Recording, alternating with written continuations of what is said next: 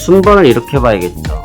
첫 번째로는 FOMC를 기다리고 있었고 금리 인하 분위기가 형성되고 있던 상태에서 실업률 자체가 좀 좋지 못하게 나왔고 일본이 금리를 건들면서 일본 증시가 확 하고 밀려버렸죠.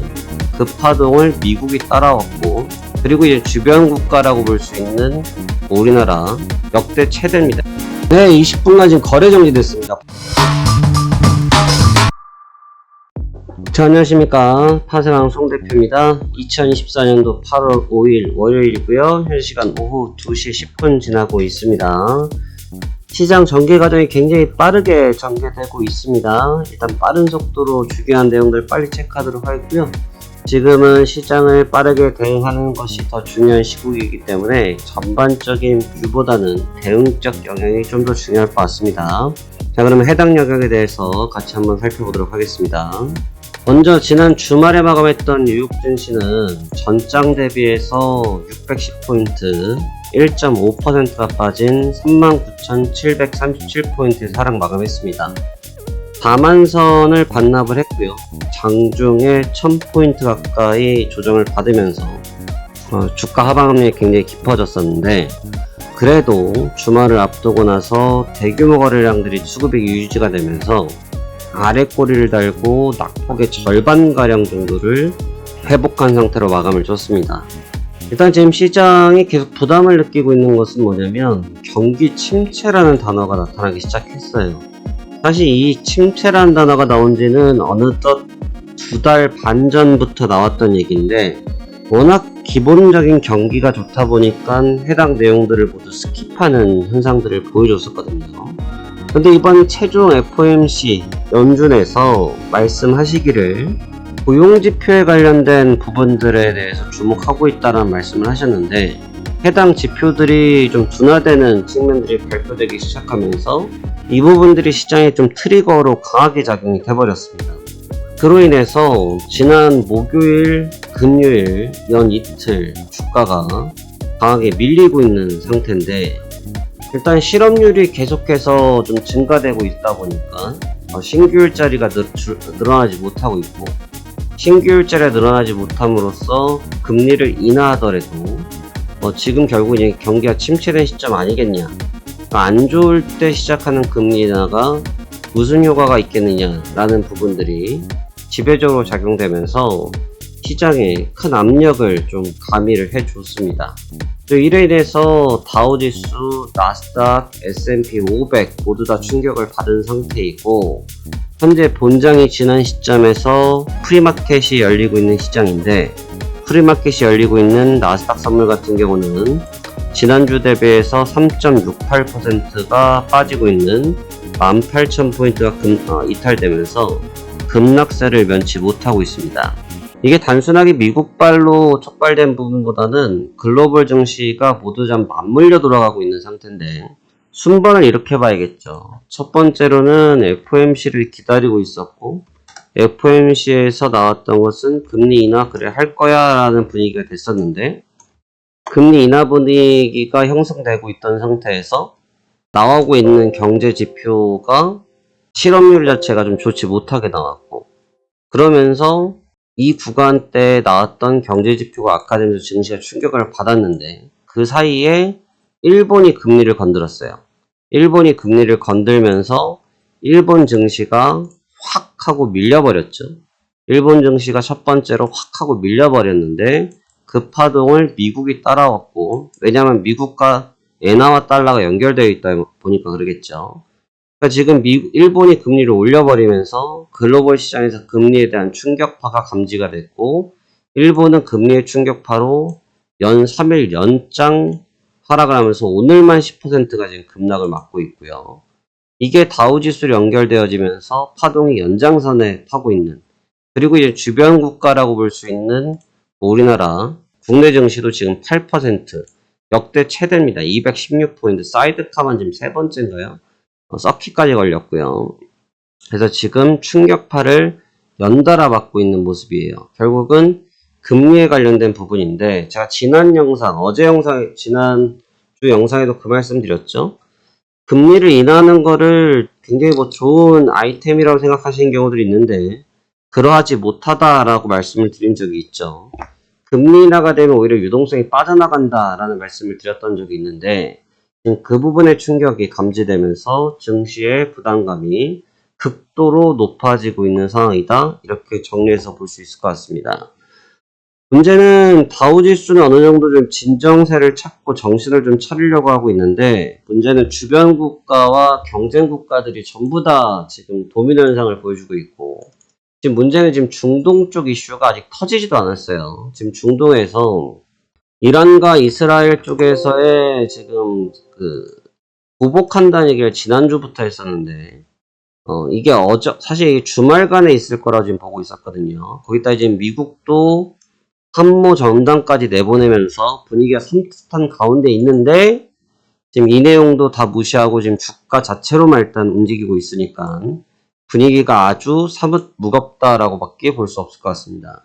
일단 기술적으로 놓고 봤을 때는 1차적으로 볼 자리들은 그 이하 자리까지 다 봐버렸습니다.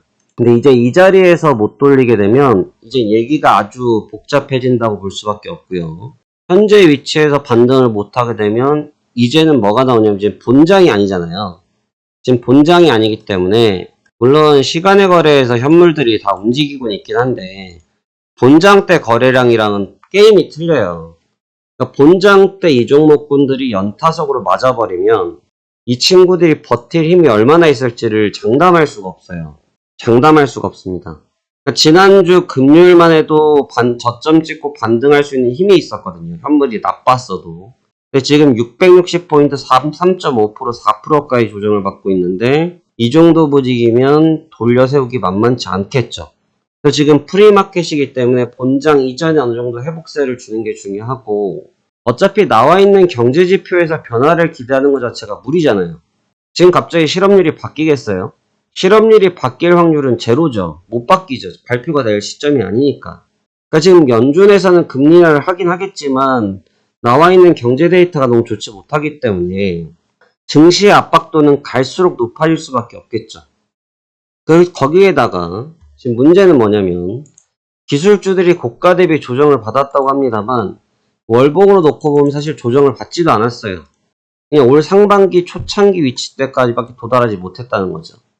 이 구간에 있었던 랠리의 3분의 1 지역입니다. 과연 이 종목군들에 대한 해석이 어떻게 되느냐. 이번에 나왔던 인텔 실적 같은 경우도 그랬죠. 역사상 최초, 최대. 그러니까 그러한 부분들이 나오는 부분들. 결국 이 버블론에 대한 측면들이 얼마나 더 부각될 것인지, 시장 버블론에 대한 관점이 얼마나 더 전복되어질 것인지가 지금은 제일 관건인 것 같아요.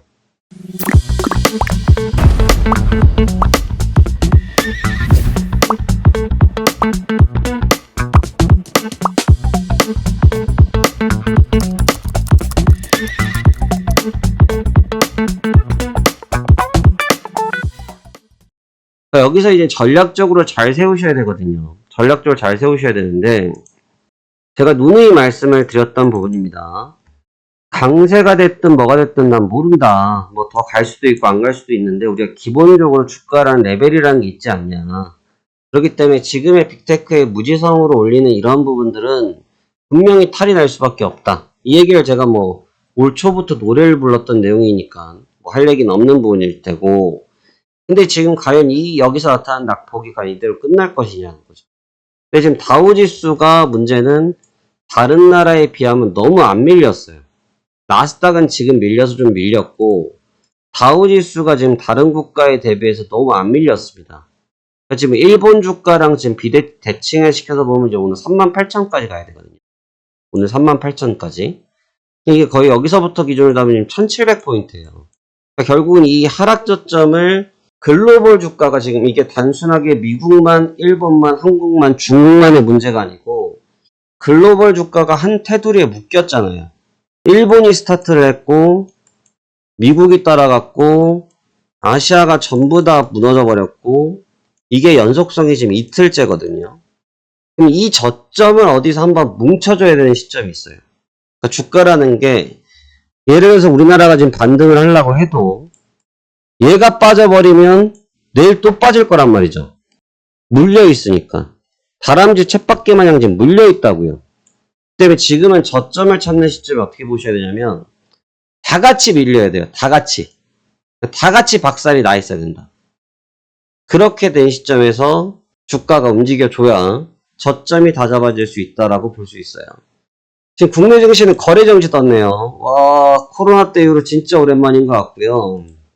네, 20분간 지금 거래 정지됐습니다. 방금 20분간 제가 영상 찍는 동안 나왔는데 거래 정지됐고요. 20분 동안 그러니까 38분까지 37분에 풀릴 거고, 이 거래 정지 상태가 풀렸는데 지금 거래 정지가 5분, 20분 걸렸단 말이죠.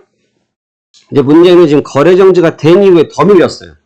아침에도 서킷이 걸리고 더 밀려버렸거든요. 그러니까 이게 뭐냐면 지금 투심이 무섭기 때문에 반대 매매들이 날아가기 시작했다는 거죠. 여기서 제일 중요한 골자는 뭐다? 내용을 이해하려고 하실 필요가 없어요. 금리가 뭐가 어찌됐고, 실업률이 어찌됐고, 제조업이 어찌됐고, 기업의 모멘텀이 어찌됐고 다 필요 없어요. 지금은 심적 장세입니다. 심적 장세. 그러니까 심리적으로 어느 시점에 저점을 잡을 것인지, 심리적으로 어느 시점에 바닥을 다질지, 이거를 먼저 포착해야 돼요. 요렇게. 그래서 다우지수도, 니케이도, 항생도, 코스피도, 나스닥도, S&P 500도 종목 필요 없어요. 주가가 언제 레벨링을 맞춰놓고 묶이는지, 이 묶인 뒤에 바닥을 만들고 바닥을 만든 뒤에 반등을 할 수 있다는 생각으로 봐줘야 우리가 흐름적으로 접근할 수 있을 거라 생각됩니다. 너무 압박을 느끼지 마세요. 지금 자리에서 너무 압박을 느끼지 마시고 일단 흘러가는 거는 흘러가는 대로 봐보시면서 다음 스텝을 대비하는 게 더 유리하다. 막 내던질 필요도 없다. 그렇다고 해서 막 걷어들일 필요도 없다. 매도와 매수를 막 하기보다는 지금은 멈춰야 될 때다. 멈추고 다음 스텝을 준비해라. 근데 그 스텝 기간이 길지 않다.